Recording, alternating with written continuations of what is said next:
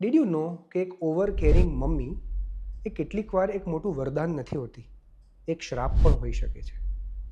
Mummy એક એવું વ્યક્તિ કે જે પોતાના ઇમોશનલ પ્રોબ્લેમ્સ, પોતાના હસબન્ડ સાથેના ઇશ્યુઝ, પોતાના મધર ઇન લો સાથેના એડજસ્ટમેન્ટ પ્રોબ્લેમ્સ, પોતાના કરિયરના ફેલ્યોર્સ, આ બધા સાથે જીવવું અઘરું માનતી હોય છે. અને આ પરિસ્થિતિમાં એને ત્યાં એક બાળકનો જન્મ થાય છે. મધર પોતાના ફેલ્યોર્સને બાજુમાં મૂકવા માટે બાળક પર ઓવર કેરિંગ અથવા તો ઓવર અટેન્શન ચાલુ કરી દે છે. એક સ્ટેજ એવી આવે છે કે મધરને એમ પણ લાગવા માંડે કે આ બાળકના કોઈ પણ સિદ્ધિ કે કોઈ પણ સક્સેસ એટલે મારા અસ્તિત્વનો કોઈ કારણ બનશે, બાકી મારો જીવવાનો મતલબ જ નથી. આ મધર આગળ જતાં વધારે પડતી એમ્પાવર્ડ, ઓવરપાવર્ડ અને ઓટોનોમિક કે ઓટોક્રેટિક બાળક પર બની અને એની ઓનર બનતી જાય છે. બાળકે ક્યાં જવું, કોને મળવું, કેટલું ભણવું, કેટલા માર્ક્સ લાવવા, કયા સબ્જેક્ટ સિલેક્ટ કરવા, કયા ફ્રેન્ડ સાથે બોલવું, કેવા રિલેશનશિપમાં પડવું, આ બધાની ઓથોરિટી આ મમ્મીને જોઈતી હોય છે.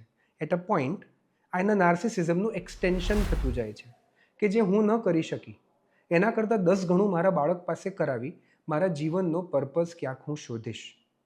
આ પેરેન્ટિંગમાં ઉછરેલા બાળકો એક કંટ્રોલમાં જ જીવી શકે છે.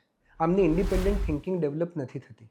મધર અને બાળકના 1000 પ્રયત્નો છતાં પણ એકેડેમિકલી આ બાળકો પાછળ પડવા માંડે છે, ઇમોશનલી અનસ્ટેબલ થતા જાય છે અને આમની મેન્ટલ હેલ્થ ફ્રેજાઇલ થતી જાય છે.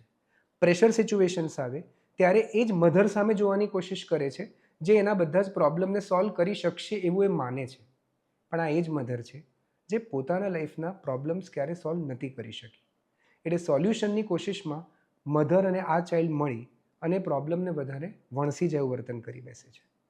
તમારી આસપાસ, તમારા ફેમિલીમાં જો ઓવર કેરિંગ મધર હોય તો એને પ્રેમ, લાગણીને હૂંફ ચોક્કસ આપો. પણ એની ઓવર કેર એ કોઈક બીમારી તરફ ના જતી રહે, તમારી, એની કે પરિવારમાં બીજા કોકની. એના માટે આજે જ એની મેન્ટલ હેલ્થને ચેક કરી અને એ પણ ખુશીથી પોતાના પર્પઝથી જીવી શકે એનો રસ્તો કાઢો.